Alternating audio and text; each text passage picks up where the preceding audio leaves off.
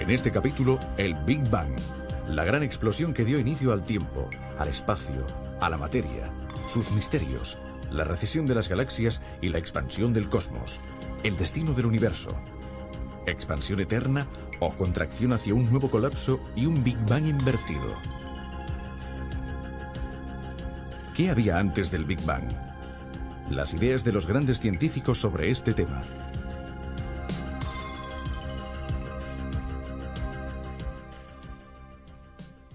¿De dónde provienen una silla, una mesa, una concha o un mineral?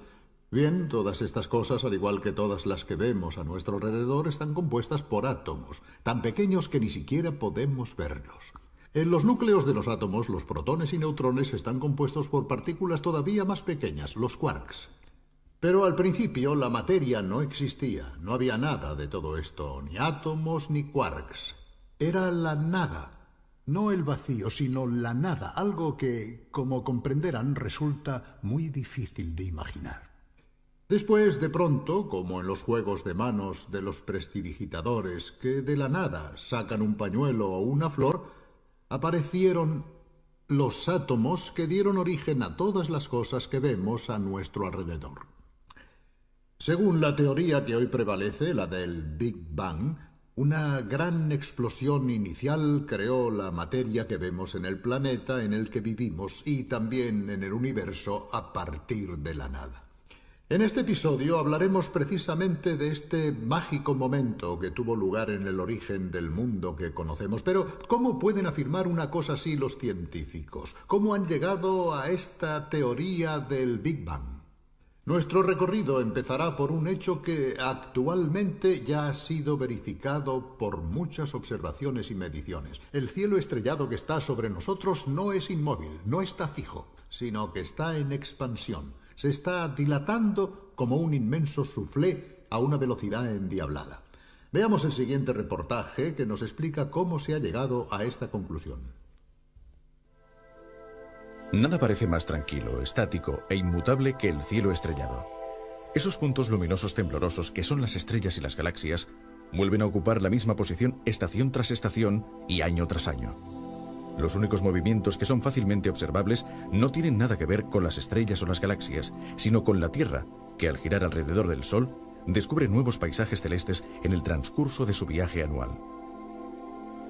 Sin embargo, los astrónomos han descubierto que la aparente inmutabilidad del universo, del que solo vemos una pequeña porción en el cielo nocturno, es una ilusión. Las galaxias y las estrellas que lo componen se alejan unas de otras a gran velocidad. Dicho de otro modo, vivimos en un universo en expansión. Pero, ¿cómo han podido los astrónomos darse cuenta de este extraordinario fenómeno? En 1927, el astrónomo estadounidense Edwin Hubble, al analizar la luz de las galaxias, se dio cuenta de que ciertas líneas del espectro de la luz, en vez de encontrarse en su posición habitual, se habían desplazado hacia el rojo. ¿Por qué? Este fenómeno singular llamado redshift, o desplazamiento hacia el rojo, se puede explicar con el llamado efecto Doppler de la luz. Debido a este efecto, la frecuencia de la luz emitida por una fuente que se aleja del observador se desplaza hacia el rojo. En cambio, si el emisor se acerca al observador, la frecuencia de la luz se desplaza hacia el azul. El efecto Doppler está provocado por el hecho de que la luz viaja siempre a la misma velocidad, la máxima posible en el universo. El desplazamiento hacia el rojo, que los astrónomos pudieron medir en casi todas las galaxias, solo puede significar una cosa. Estos cuerpos celestes están alejándose rápidamente los unos de los otros. Pero, ¿quién dota a estos aglomerados de centenares de millones, a veces de miles de millones de estrellas, de la energía necesaria para esta fuga que, como parecen indicar algunos desplazamientos hacia el rojo, se produce a velocidades cercanas a la de la luz? Para escapar de forma tan veloz, las galaxias no necesitan energía. De hecho, es el espacio el que se expande. Cada segundo, a la distancia de un año luz, se crean 15 milímetros de nuevo espacio. O sea, es la expansión del universo la que separa a las galaxias unas de otras. Y esto también explica por qué las galaxias más lejanas parecen escapar a una mayor velocidad. En el mismo segundo, es mucho mayor el espacio que se crea entre nosotros y una galaxia lejana que entre nosotros y una galaxia cercana. Basta recordar que por cada año luz de distancia, En un segundo se crean 15 milímetros de espacio nuevo. Para explicar cómo la expansión del universo provoca la recesión de las galaxias, veamos un ejemplo. Imagínense una pelotita con unos puntitos dibujados que son las galaxias. A medida que la hinchamos, los puntitos se alejan porque la pelotita se hincha y se expande, separando los puntos unos de otros, tal como sucede en el universo. Pero si el universo está en expansión, tal como concluyen las observaciones de los astrónomos, significa que este movimiento debe haberse iniciado en alguna parte. Entonces podemos pensar en hacer el recorrido a la inversa, ir hacia atrás en la expansión e imaginar qué pudo haber sucedido en el punto inicial. ¿Una explosión?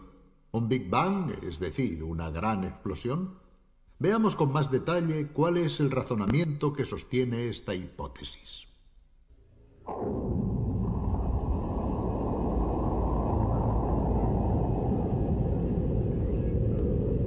Actualmente las galaxias se están alejando unas de otras. Esto significa que en el pasado estaban más cerca. Si con una moviola imaginaria pudiésemos dar un vistazo a la sorprendente película de la expansión del universo a la inversa, nos daríamos cuenta de que en un momento dado las galaxias no solo se acercarían, sino que se fundirían entre ellas.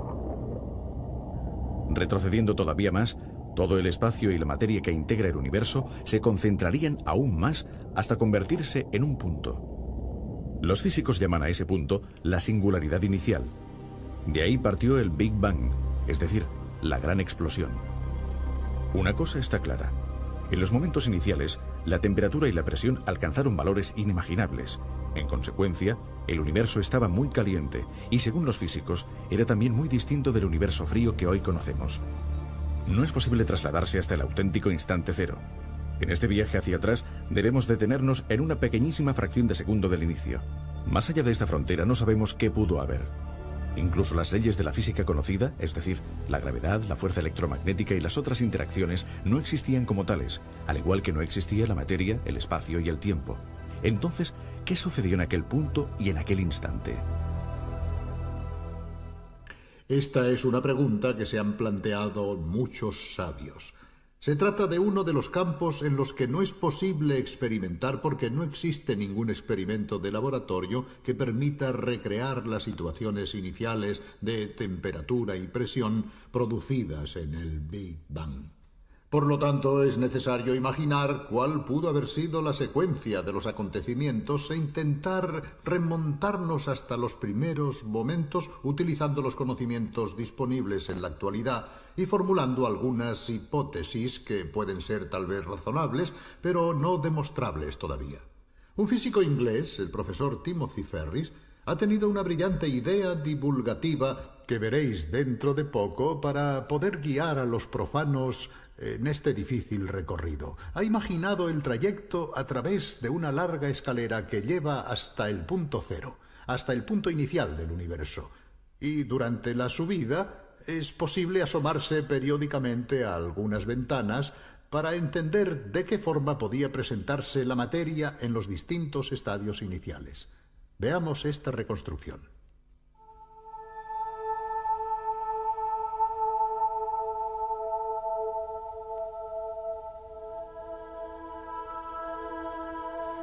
Imaginemos que cada ventana a lo largo de la escalera se abre en una época muy concreta de la historia del cosmos, cada vez más hacia atrás en el tiempo. La primera ventana nos muestra el universo cuando tenía 1000 millones de años, la siguiente cuando tenía 100 millones, después 10 millones de años, y así hasta el final, cada vez más atrás. En cada ventana sucesiva, el tiempo del universo corresponde a una décima parte de la precedente. De esta forma, alcanzaremos rápidamente el primer segundo de vida del cosmos, y como veremos, durante ese segundo sucedieron muchas cosas. Nuestra galaxia, y posiblemente todas las demás, se formaron en los primeros 1000 millones de años de expansión del universo, cuando el gas primordial todavía era lo suficientemente denso para condensarse en estrellas y galaxias. No conocemos todos los detalles sobre cómo se formaron las galaxias, pero consideramos que tenemos un buen conocimiento de cómo era la Vía Láctea en su etapa de formación. Estas estrellas de primera generación estaban formadas sobre todo por hidrógeno y helio. Si hubiera existido vida inteligente en esos primeros días de existencia del universo, la tabla de los elementos que todos conocemos habría indicado solamente hidrógeno y helio. Después de haberse expandido durante casi 1 millón de años, el universo se hizo transparente a la radiación y los fotones pudieron viajar libremente sin chocar con las otras partículas. La luz se separó de la materia. De hecho, libres y sin la acción perturbadora de los fotones, los electrones pudieron unirse a los núcleos. Un electrón que orbita alrededor de un protón constituye un átomo de hidrógeno, el elemento más sencillo y abundante del universo. 2 electrones alrededor de una pareja de protones y una pareja de neutrones forman un átomo de helio.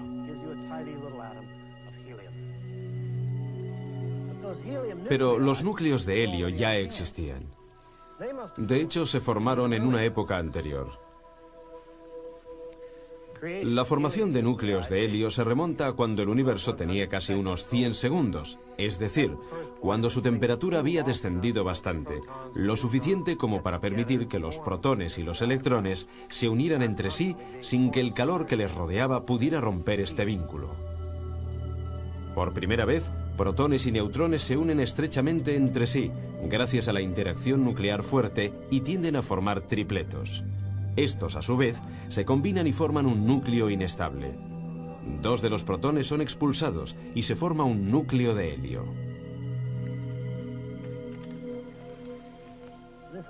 Este elaborado mecanismo de acoplamiento entre las partículas parece haber sido muy efectivo en los primeros instantes de vida del universo. Los físicos teóricos calculan que aproximadamente 1/4 parte de toda la materia del universo debió transformarse en helio.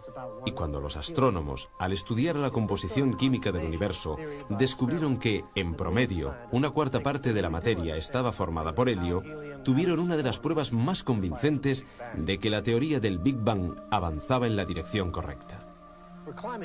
Ahora nos remontamos a tiempos muy remotos, cuando el universo tenía 1 segundo de vida. El calor era tan intenso que ni siquiera la interacción nuclear fuerte podía mantener unidos a los protones y neutrones. El universo era el llamado caldo primordial, formado por quarks libres, y no podía existir ninguna otra partícula fundamental. 1/10 de segundo, 1/100ésima de segundo después del inicio del tiempo. El universo era tan denso que incluso los neutrinos, que son partículas subatómicas tan escurridizas que incluso pueden atravesar una plancha de plomo de un espesor de miles de millones de kilómetros, incluso los neutrinos, decía, no consiguieron escapar del caldo primordial de materia y energía.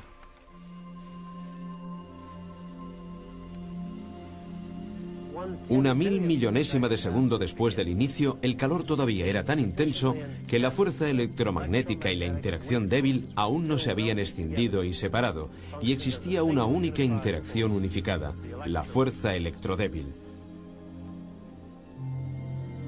Durante este periodo de tiempo se crearon un gran número de partículas Z.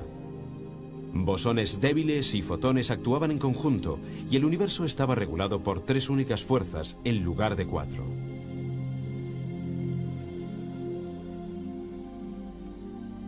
Cuando la edad del universo era una mínima fracción de segundo, exactamente 10 elevado a menos 35 segundos, probablemente la misma fuerza electrodébil todavía estaba unida a la interacción fuerte.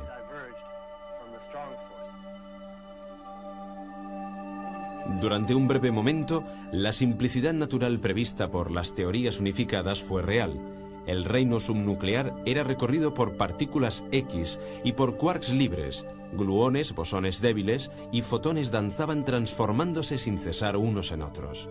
Solamente operaban 2 fuerzas en los primerísimos instantes de vida del universo: la gravedad y esta interacción conocida como gran fuerza unificada. Es posible que las cosas, en un momento todavía más remoto, fueran aún más sencillas.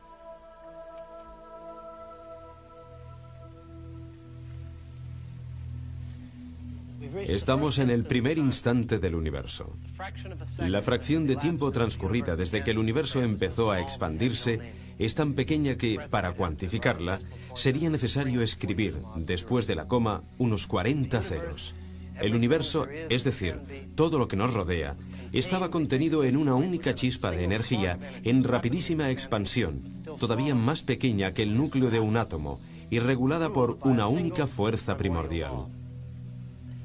Si supiéramos lo que sucedió entonces, podríamos entender por fin las relaciones entre las leyes de la naturaleza, entre el espacio y el tiempo, entre la materia y la energía. Por el momento, todavía no lo sabemos. Es necesaria una teoría que nos explique cómo se comporta la naturaleza en esas condiciones extremas. Se está trabajando para descubrirla y se considera que será una teoría cuántica de la gravedad, llamada de superunificación o de supersimetría. Es obvio que no sabemos qué nos dirá, pero quien consiga plasmar esta teoría podrá entrever el umbral de la creación.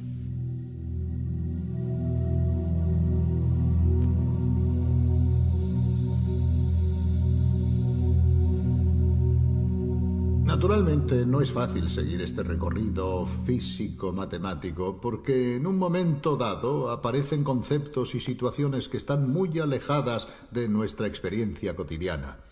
Por otra parte, los mismos físicos tienen dificultades para crear una reconstrucción tan distinta de todo lo que actualmente puede ser estudiado y experimentado. Pero ¿existe algún campo de la física que pueda resultar útil, por lo menos para intentar verificar algunas hipótesis? Bien, hemos hablado en Turín con uno de los más grandes físicos italianos, el profesor Tullio Regge, galardonado con el premio Einstein. Profesor Regge, ¿cómo pueden los científicos imaginar y experimentar, por así decirlo, el Big Bang? ¿Hay alguna manera de recrear, al menos parcialmente, las situaciones iniciales? La observación del Big Bang en sí misma no puede realizarse, aunque pueden verse sus efectos indirectos como la distribución de los elementos químicos en el universo, que nos da algunas informaciones sobre el Big Bang, pero ni los telescopios ni los radiotelescopios consiguen llegar a esa época, se han detenido antes por varios factores. ¿Cómo podemos llegar a saber alguna cosa utilizando los aceleradores? En un acelerador de partículas, que normalmente son protones, estas chocan frontalmente a energías muy elevadas. La energía, según la famosa ecuación de Einstein, E igual a m por c al cuadrado, se transforma en materia, es decir, se crean nuevas partículas y se crea una gota infinitesimal de ese plasma, como lo llaman los físicos, que empapaba el universo primordial. Se trataba de una materia de altísima densidad y altísimas temperaturas.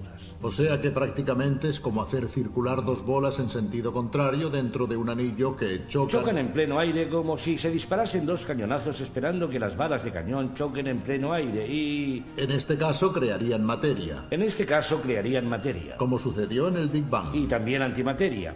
Es más, habitualmente una de las dos partículas es un antiprotón y, en consecuencia, antimateria, y la otra es el protón.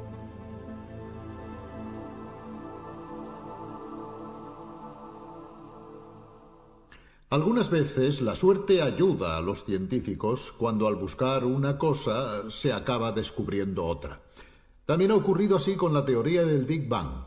Hay un capítulo famoso en la historia de la física y que concierne precisamente a dos investigadores que estaban trabajando en otra cuestión, sin pensar en ningún momento en el Big Bang. Habían preparado su antena parabólica dirigiéndola hacia el centro de la galaxia. Recuerdo que uno de los dos, Arno Penzias, me contó el suceso y me llevó precisamente junto a esta gran antena. Después de todo el trabajo de preparación y los gastos efectuados para llevarlo a cabo, estábamos muy enfadados, me dijo, porque había alguna cosa que no funcionaba bien. Pero después nos dimos cuenta de que habíamos realizado un gran descubrimiento. Así se desarrollaron los hechos. Era 1965. Dos científicos de los prestigiosos laboratorios Bell Telephone, cerca de Nueva York, estaban estudiando con una antena muy sensible una nube de gas de la Vía Láctea. Se llamaban Arno Penzias y Robert Wilson. Algo no iba bien. Una misteriosa perturbación se resistía a los numerosos controles y las repetidas verificaciones. Por fin, los dos científicos se rindieron a la evidencia. No era una perturbación, sino una radiación que parecía provenir con la misma intensidad de todas direcciones. Se había descubierto la radiación cósmica de fondo, el eco del Big Bang, una de las pruebas más convincentes de que el universo nació hace miles de millones de años en una gran explosión. La teoría del Big Bang elaborada por George Gamow había previsto que debía existir algo parecido, pero durante años nadie había observado esta radiación. Después, la antena sensible de Penzias y Wilson captó este eco. La radiación de fondo ha sido estudiada con más detalle gracias a satélites astronómicos especiales como el estadounidense COBE. Este es el mapa de la radiación realizado gracias a las mediciones del COBE. El eco del Big Bang es sustancialmente homogéneo en todas direcciones, pero el COBE, gracias a su sensibilidad, descubrió algunas pequeñísimas diferencias. Estas pequeñas irregularidades son muy importantes, ya que explican por qué la materia salida del Big Bang, hidrógeno y helio, se condensó en estrellas y galaxias en lugar de permanecer como una nube enrarecida y completamente homogénea.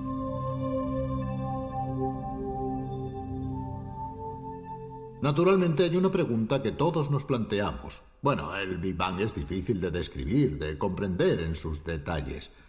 ¿Cómo tuvo lugar esa explosión de materia y qué había antes? Aquí entramos en un terreno en el que solo la imaginación de los físicos puede intentar formular hipótesis. Uno de los científicos más creativos y geniales en este campo es el astrofísico Stephen Hawking, también famoso en todo el mundo por su gran talento como divulgador. Escuchemos ahora su opinión.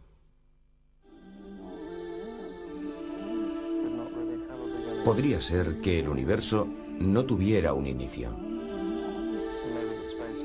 Podría ser que el espacio-tiempo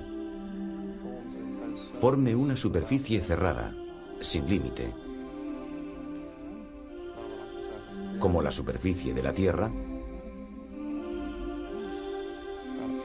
pero con otras dos dimensiones. Si la hipótesis de que el espacio-tiempo es ilimitado, pero finito, es correcta,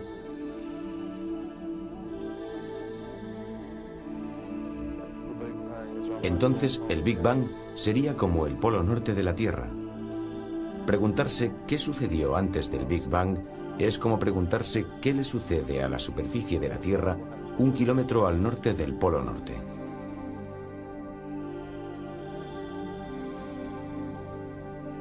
Es una pregunta sin sentido. Pero hay otra pregunta que nos podemos plantear. ¿Cómo acabará la materia que está a nuestro alrededor en el cosmos? ¿Se perderá toda en el espacio infinito? ¿O quizá, como los guijarros que se echan al aire, acabará volviendo a caer sobre su punto de partida? Veamos el siguiente reportaje.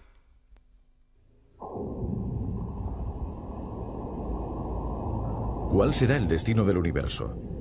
¿Continuará su expansión eternamente, haciéndose cada vez mayor y más frío, hasta que por fin todas las estrellas se apaguen y la materia, ya oscura e inerte, continúe vagando por el cosmos sin evolución posterior? ¿O quizá la expansión, en un momento dado, se parará y el universo volverá a contraerse, las galaxias se acercarán y se fundirán entre sí, hasta que todo se colapse en una especie de Big Bang a la inversa, para quizá volver a explotar en un nuevo Big Bang, dando lugar así a un universo oscilante que se expande y se colapsa eternamente?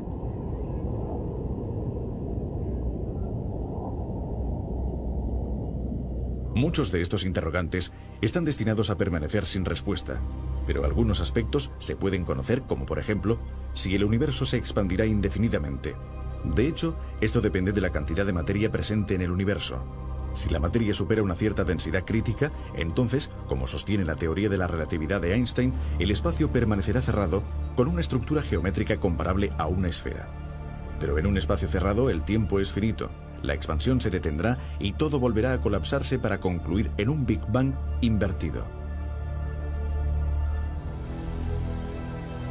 En cambio, si la cantidad de materia no es suficiente, el espacio se curvará, pero asumirá una forma geométrica abierta, como esta superficie hiperbólica. En un espacio infinito, también el tiempo será infinito, y entonces la expansión proseguirá indefinidamente. Entonces, la materia es suficiente o insuficiente para cerrar el espacio.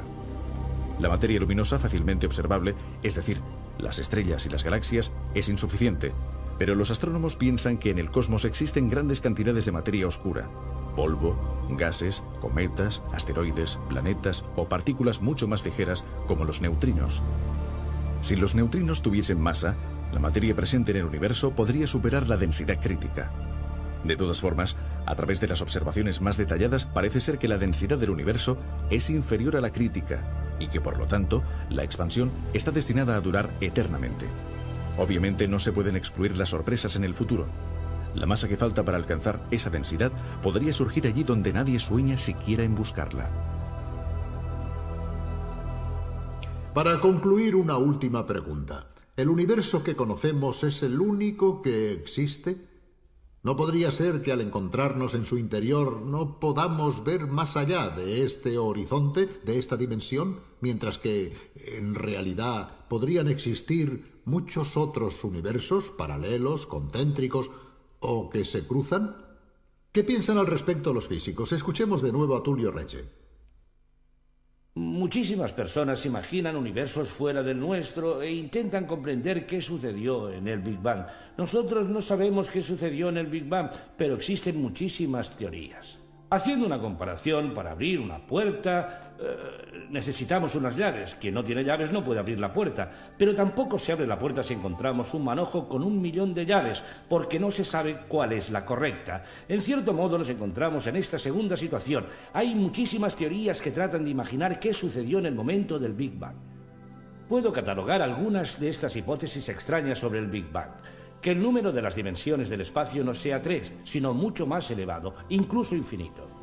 Que exista, como ha postulado Hawking, una transacción cuántica en el espacio a través de direcciones imaginarias en el tiempo, algo muy complejo matemáticamente.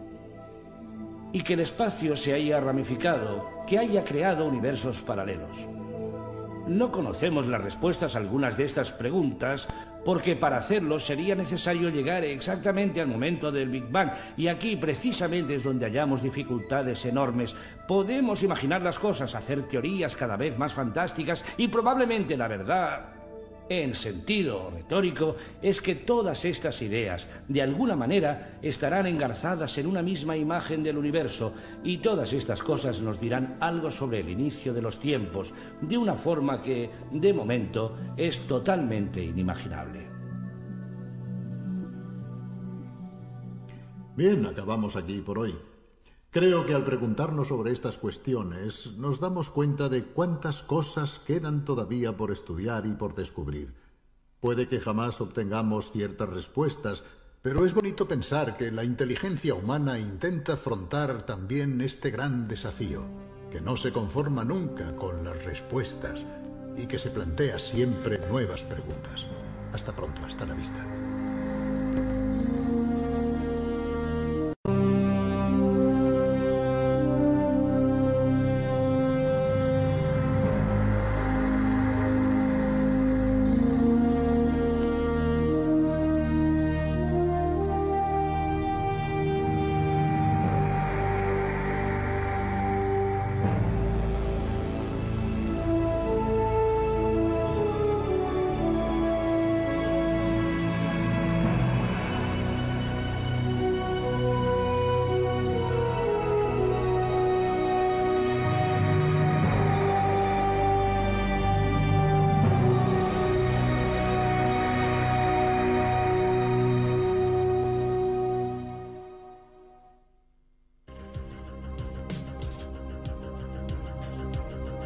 En este capítulo, el Big Bang, la gran explosión que dio inicio al tiempo, al espacio, a la materia, sus misterios, la recesión de las galaxias y la expansión del cosmos, el destino del universo, expansión eterna o contracción hacia un nuevo colapso y un Big Bang invertido.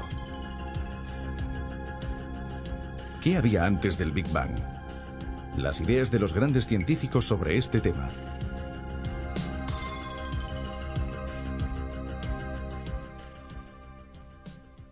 ¿De dónde provienen una silla, una mesa, una concha o un mineral? Bien, todas estas cosas, al igual que todas las que vemos a nuestro alrededor, están compuestas por átomos, tan pequeños que ni siquiera podemos verlos. En los núcleos de los átomos, los protones y neutrones están compuestos por partículas todavía más pequeñas, los quarks. Pero al principio la materia no existía, no había nada de todo esto, ni átomos ni quarks. Era la nada, no el vacío, sino la nada, algo que, como comprenderán, resulta muy difícil de imaginar. Después, de pronto, como en los juegos de manos de los prestidigitadores, que de la nada sacan un pañuelo o una flor, aparecieron los átomos que dieron origen a todas las cosas que vemos a nuestro alrededor.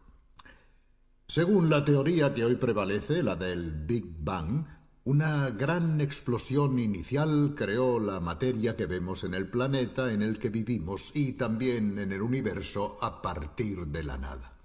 En este episodio hablaremos precisamente de este mágico momento que tuvo lugar en el origen del mundo que conocemos. Pero, ¿cómo pueden afirmar una cosa así los científicos? ¿Cómo han llegado a esta teoría del Big Bang? Nuestro recorrido empezará por un hecho que actualmente ya ha sido verificado por muchas observaciones y mediciones. El cielo estrellado que está sobre nosotros no es inmóvil, no está fijo, sino que está en expansión. Se está dilatando como un inmenso soufflé a una velocidad endiablada. Veamos el siguiente reportaje que nos explica cómo se ha llegado a esta conclusión.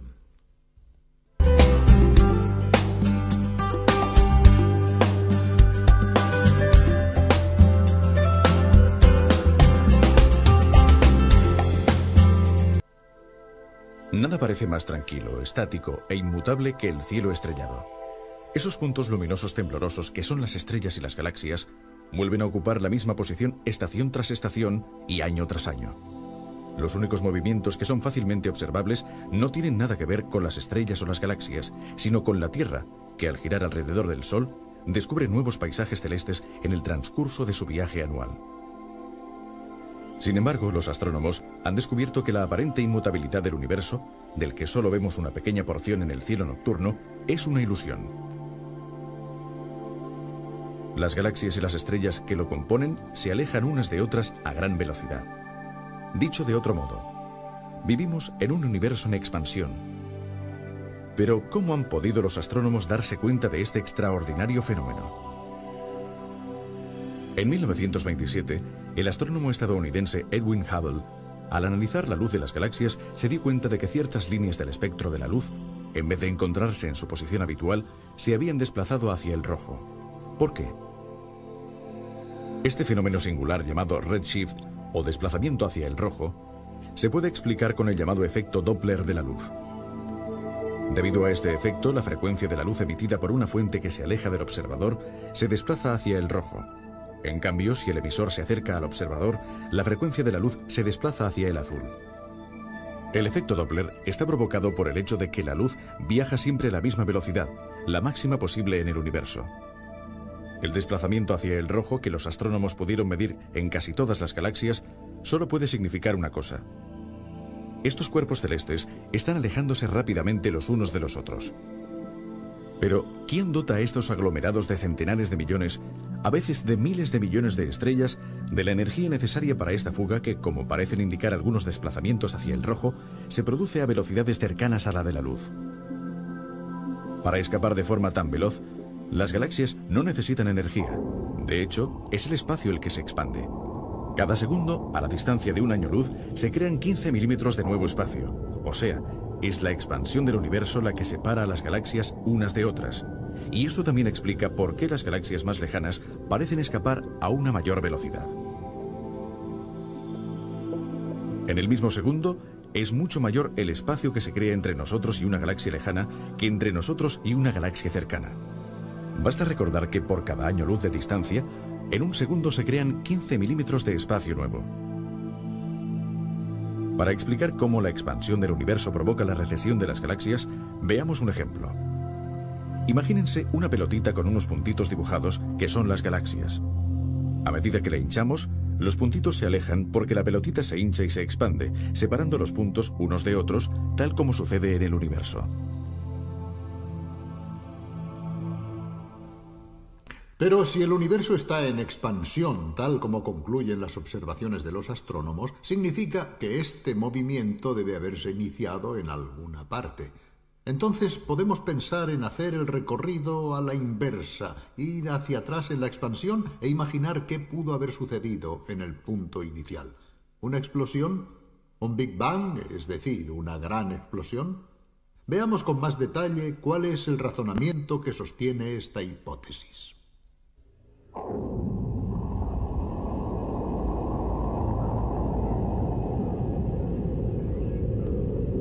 Actualmente las galaxias se están alejando unas de otras. Esto significa que en el pasado estaban más cerca. Si con una moviola imaginaria pudiésemos dar un vistazo a la sorprendente película de la expansión del universo a la inversa, nos daríamos cuenta de que en un momento dado las galaxias no solo se acercarían, sino que se fundirían entre ellas.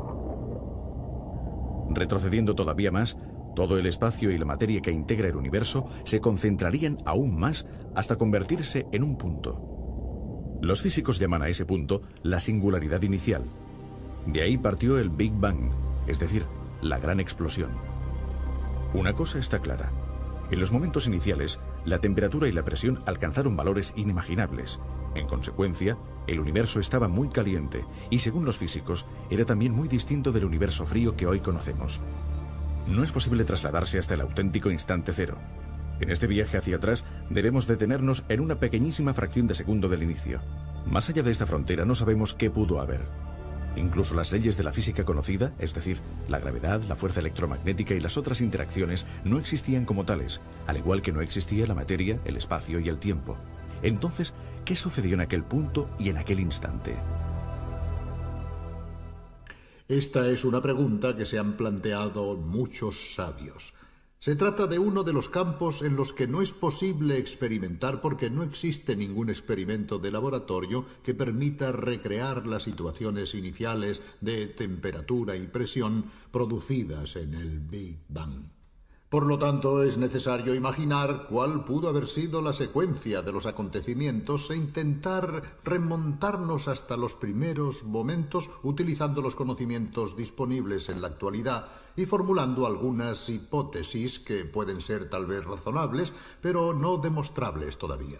Un físico inglés, el profesor Timothy Ferris, ha tenido una brillante idea divulgativa que veréis dentro de poco para poder guiar a los profanos en este difícil recorrido. Ha imaginado el trayecto a través de una larga escalera que lleva hasta el punto cero, hasta el punto inicial del universo.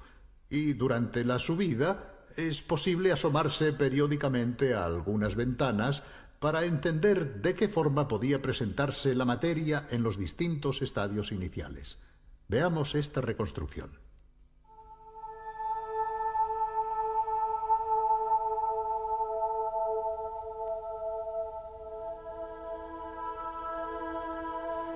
Imaginemos que cada ventana a lo largo de la escalera se abre en una época muy concreta de la historia del cosmos, cada vez más hacia atrás en el tiempo.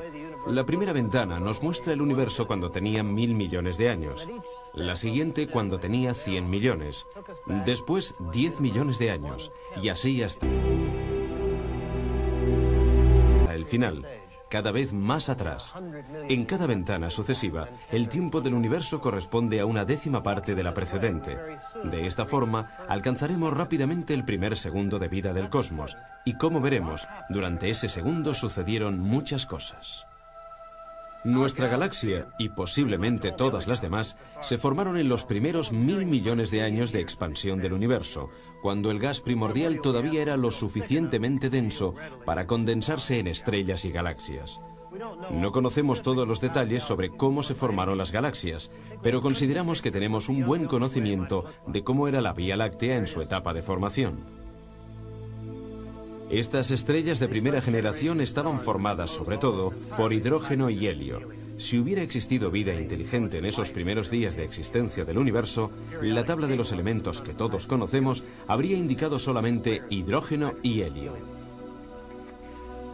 Después de haberse expandido durante casi 1 millón de años, el universo se hizo transparente a la radiación, y los fotones pudieron viajar libremente sin chocar con las otras partículas.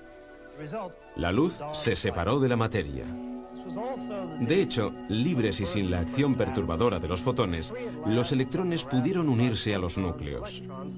Un electrón que orbita alrededor de un protón constituye un átomo de hidrógeno, el elemento más sencillo y abundante del universo. Dos electrones alrededor de una pareja de protones y una pareja de neutrones forman un átomo de helio.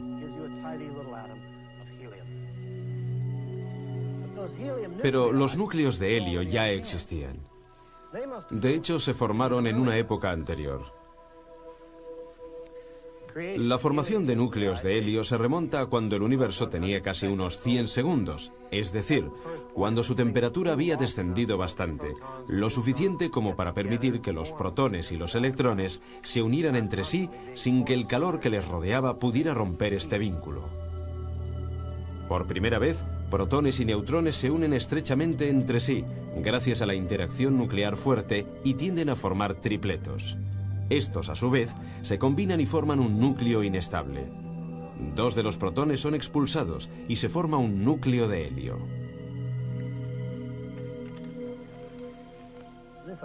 Este elaborado mecanismo de acoplamiento entre las partículas parece haber sido muy efectivo en los primeros instantes de vida del universo.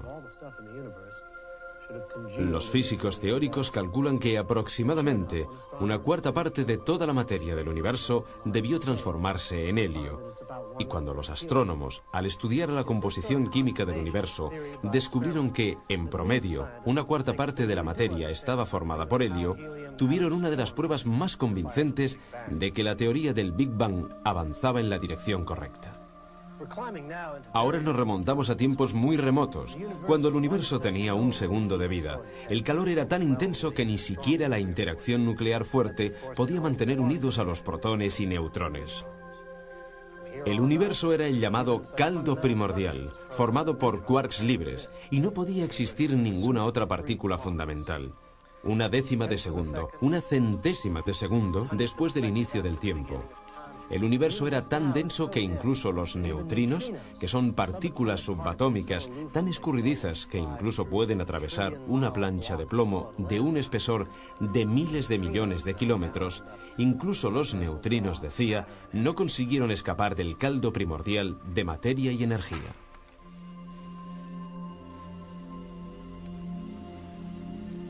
Una 1000.000.000ésima de segundo después del inicio, el calor todavía era tan intenso que la fuerza electromagnética y la interacción débil aún no se habían escindido y separado, y existía una única interacción unificada, la fuerza electrodébil.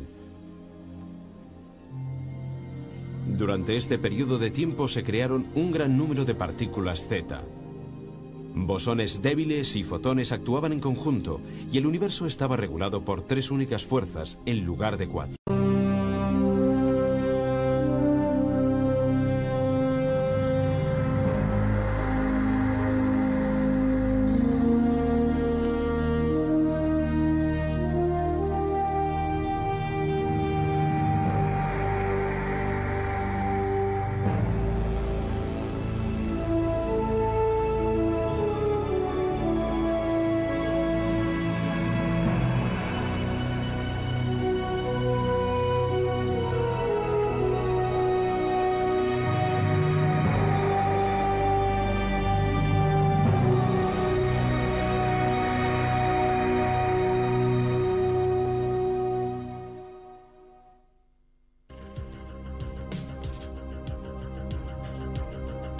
En este capítulo, el Big Bang, la gran explosión que dio inicio al tiempo, al espacio, a la materia, sus misterios, la recesión de las galaxias y la expansión del cosmos, el destino del universo, expansión eterna o contracción hacia un nuevo colapso y un Big Bang invertido.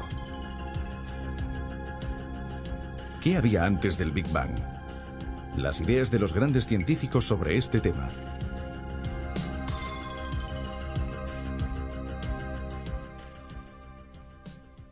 ¿De dónde provienen una silla, una mesa, una concha o un mineral? Bien, todas estas cosas, al igual que todas las que vemos a nuestro alrededor, están compuestas por átomos, tan pequeños que ni siquiera podemos verlos. En los núcleos de los átomos, los protones y neutrones están compuestos por partículas todavía más pequeñas, los quarks. Pero al principio la materia no existía, no había nada de todo esto, ni átomos ni quarks. Era la nada, no el vacío, sino la nada, algo que, como comprenderán, resulta muy difícil de imaginar. Después, de pronto, como en los juegos de manos de los prestidigitadores, que de la nada sacan un pañuelo o una flor, aparecieron los átomos que dieron origen a todas las cosas que vemos a nuestro alrededor. Según la teoría que hoy prevalece, la del Big Bang, una gran explosión inicial creó la materia que vemos en el planeta en el que vivimos y también en el universo a partir de la nada. En este episodio hablaremos precisamente de este mágico momento que tuvo lugar en el origen del mundo que conocemos. Pero, ¿cómo pueden afirmar una cosa así los científicos? ¿Cómo han llegado a esta teoría del Big Bang?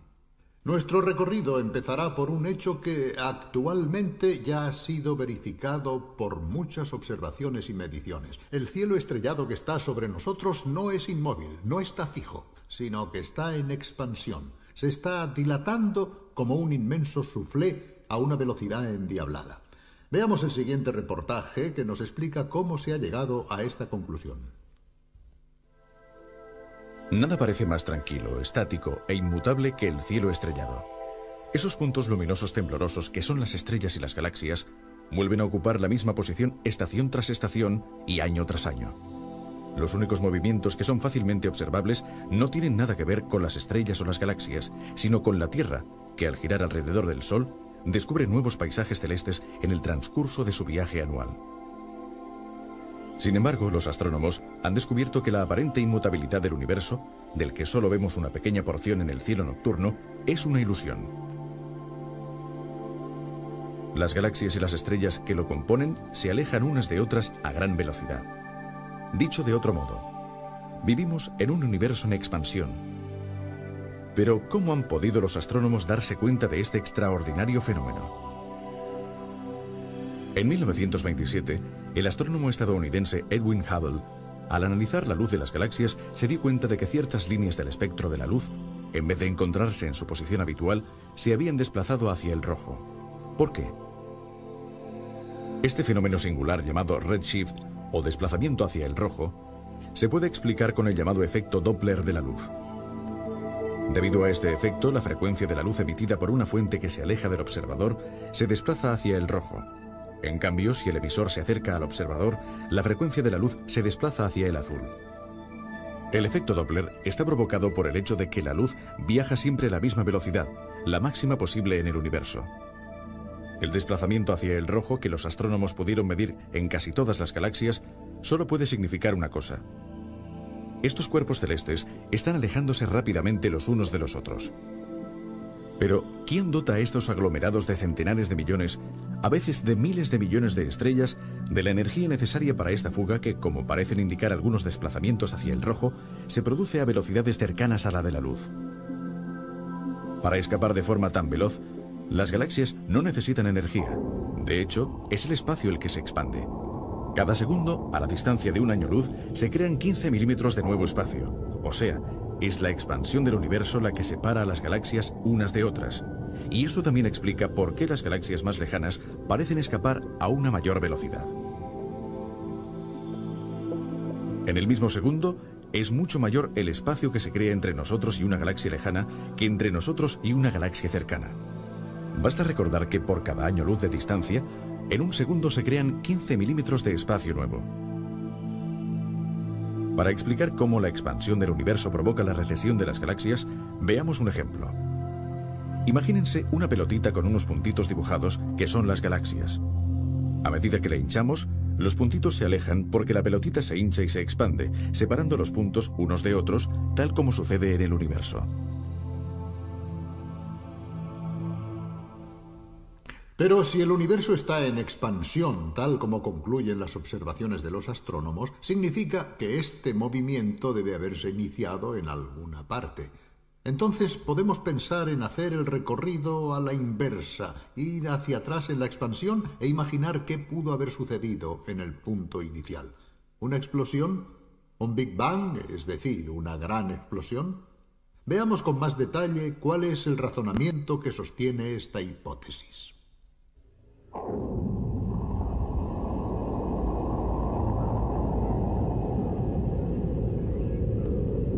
Actualmente las galaxias se están alejando unas de otras.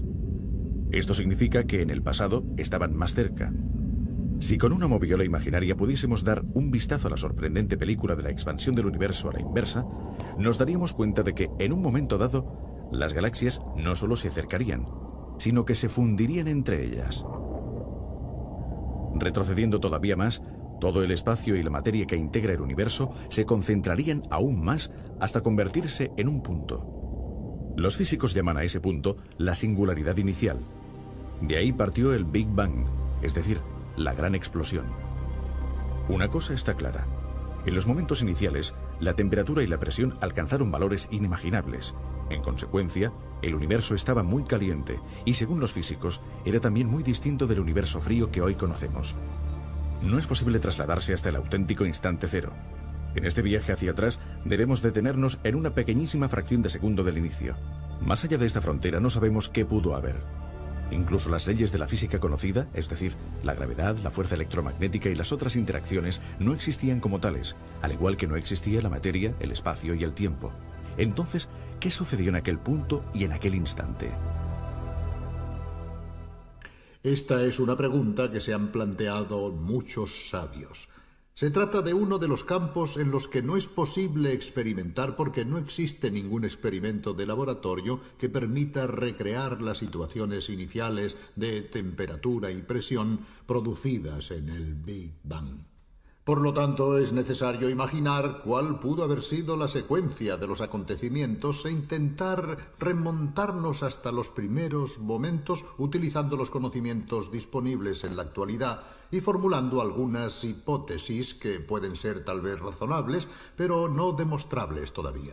Un físico inglés, el profesor Timothy Ferris, ha tenido una brillante idea divulgativa que veréis dentro de poco para poder guiar a los profanos en este difícil recorrido. Ha imaginado el trayecto a través de una larga escalera que lleva hasta el punto cero, hasta el punto inicial del universo.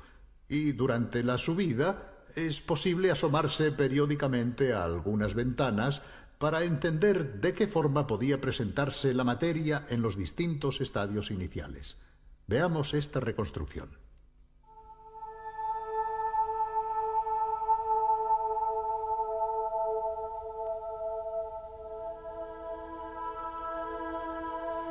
Imaginemos que cada ventana a lo largo de la escalera se abre en una época muy concreta de la historia del cosmos, cada vez más hacia atrás en el tiempo.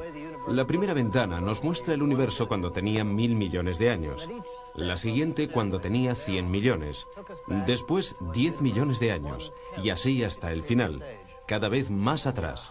En cada ventana sucesiva, el tiempo del universo corresponde a una décima parte de la precedente. De esta forma, alcanzaremos rápidamente el primer segundo de vida del cosmos, y como veremos, durante ese segundo sucedieron muchas cosas.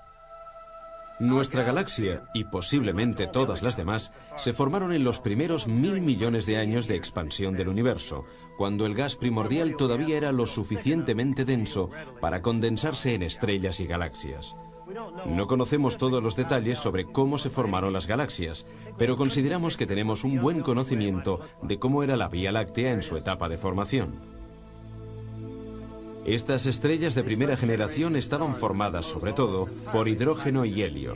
Si hubiera existido vida inteligente en esos primeros días de existencia del universo, la tabla de los elementos que todos conocemos habría indicado solamente hidrógeno y helio. Después de haberse expandido durante casi 1 millón de años, el universo se hizo transparente a la radiación, y los fotones pudieron viajar libremente sin chocar con las otras partículas.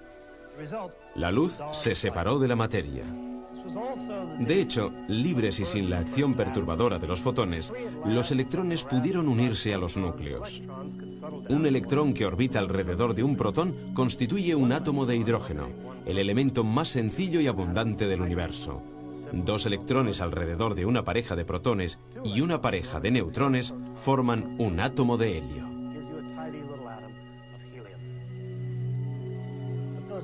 Pero los núcleos de helio ya existían.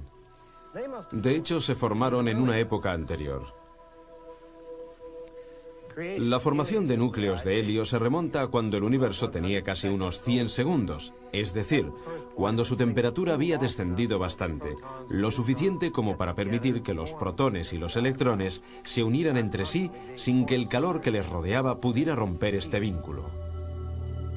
Por primera vez, protones y neutrones se unen estrechamente entre sí, gracias a la interacción nuclear fuerte, y tienden a formar tripletos. Estos, a su vez, se combinan y forman un núcleo inestable. Dos de los protones son expulsados y se forma un núcleo de helio.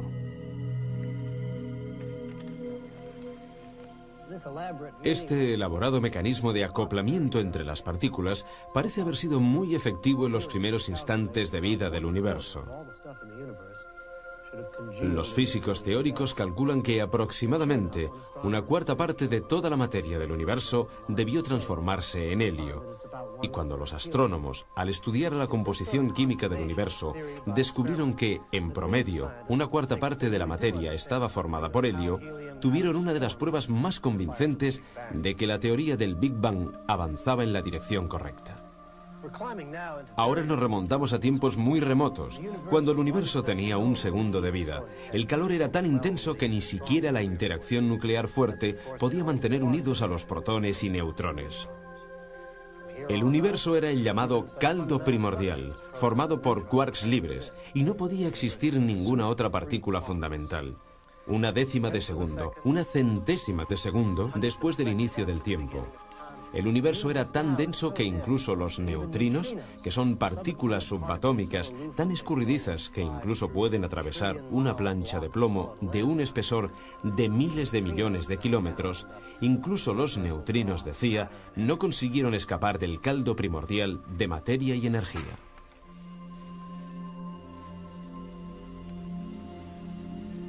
Una 1000 millonésima de segundo después del inicio, el calor todavía era tan intenso que la fuerza electromagnética y la interacción débil aún no se habían escindido y separado, y existía una única interacción unificada, la fuerza electrodébil. Durante este periodo de tiempo se crearon un gran número de partículas Z. Bosones débiles y fotones actuaban en conjunto, y el universo estaba regulado por 3 únicas fuerzas en lugar de 4.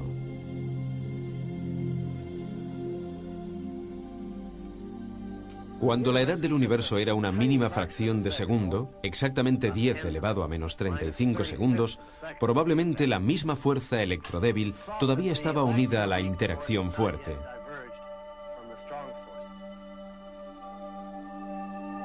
Durante un breve momento, la simplicidad natural prevista por las teorías unificadas fue real.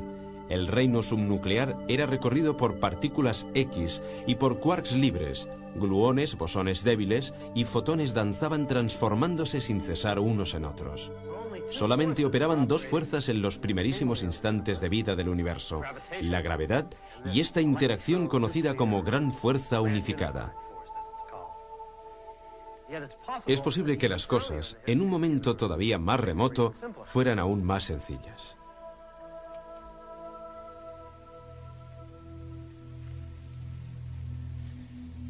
Estamos en el primer instante del universo. La fracción de tiempo transcurrida desde que el universo empezó a expandirse es tan pequeña que, para cuantificarla, sería necesario escribir, después de la coma, unos 40 ceros. El universo, es decir, todo lo que nos rodea, estaba contenido en una única chispa de energía en rapidísima expansión, todavía más pequeña que el núcleo de un átomo y regulada por una única fuerza primordial. Si supiéramos lo que sucedió entonces, podríamos entender por fin las relaciones entre las leyes de la naturaleza, entre el espacio y el tiempo, entre la materia y la energía. Por el momento, todavía no lo sabemos. Es necesaria una teoría que nos explique cómo se comporta la naturaleza en esas condiciones extremas. Se está trabajando para descubrirla y se considera que será una teoría cuántica de la gravedad, llamada de superunificación o de supersimetría. Es obvio que no sabemos qué nos dirá, pero quien consiga plasmar esta teoría podrá entrever el umbral de la creación.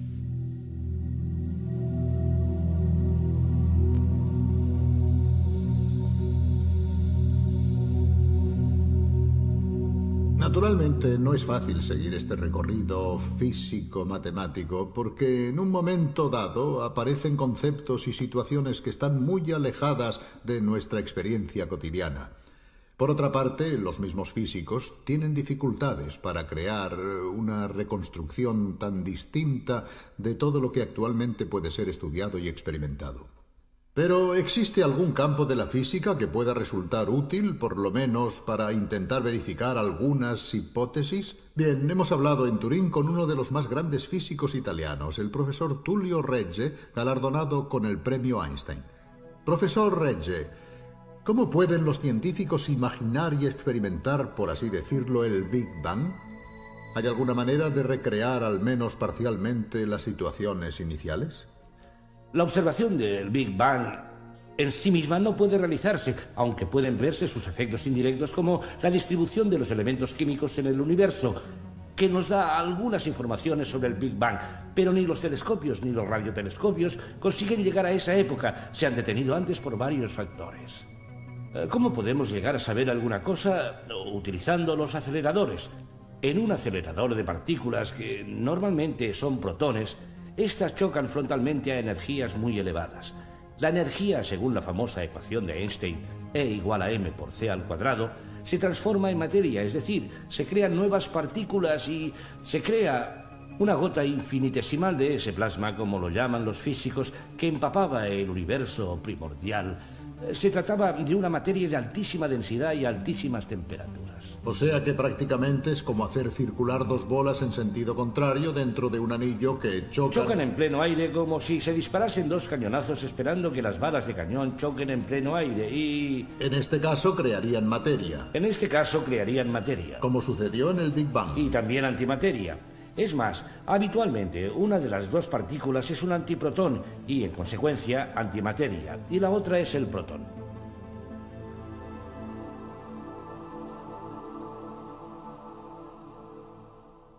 Algunas veces la suerte ayuda a los científicos cuando al buscar una cosa se acaba descubriendo otra. También ha ocurrido así con la teoría del Big Bang.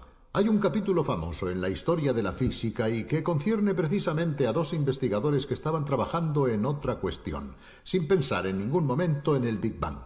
Habían preparado su antena parabólica dirigiéndola hacia el centro de la galaxia. Recuerdo que uno de los dos, Arno Penzias, me contó el suceso y me llevó precisamente junto a esta gran antena.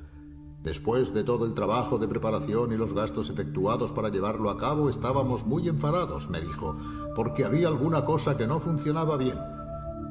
Pero después nos dimos cuenta de que habíamos realizado un gran descubrimiento. Así se desarrollaron los hechos.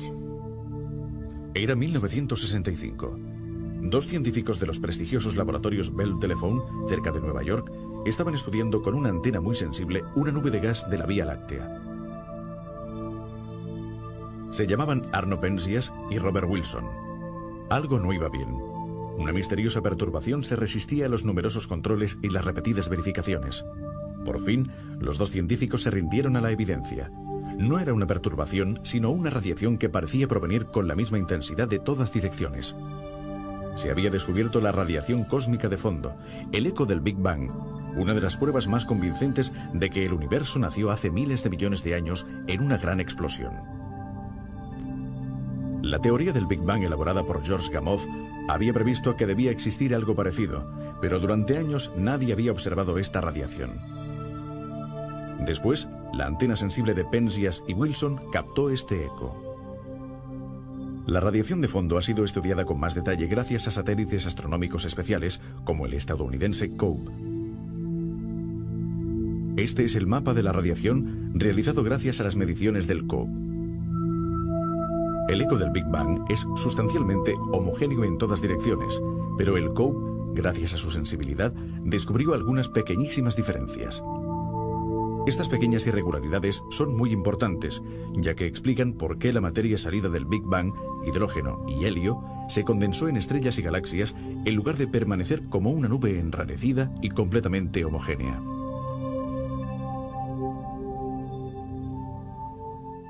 Naturalmente hay una pregunta que todos nos planteamos. Bueno, el Big Bang es difícil de describir, de comprender en sus detalles. ¿Cómo tuvo lugar esa explosión de materia y qué había antes? Aquí entramos en un terreno en el que solo la imaginación de los físicos puede intentar formular hipótesis. Uno de los científicos más creativos y geniales en este campo es el astrofísico Stephen Hawking, también famoso en todo el mundo por su gran talento como divulgador. Escuchemos ahora su opinión.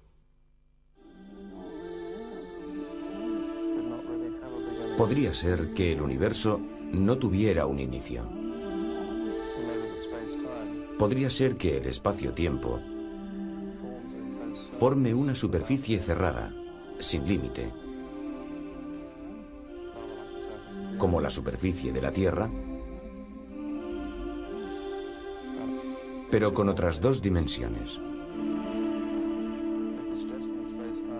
Si la hipótesis de que el espacio-tiempo es ilimitado, pero finito, es correcta,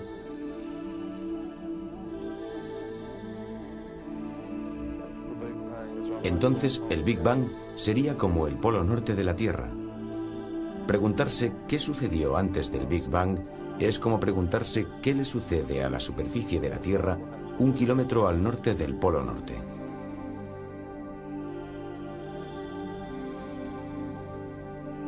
Es una pregunta sin sentido. Pero hay otra pregunta que nos podemos plantear. ¿Cómo acabará la materia que está a nuestro alrededor en el cosmos? ¿Se perderá toda en el espacio infinito? ¿O quizá, como los guijarros que se echan al aire, acabará volviendo a caer sobre su punto de partida? Veamos el siguiente reportaje.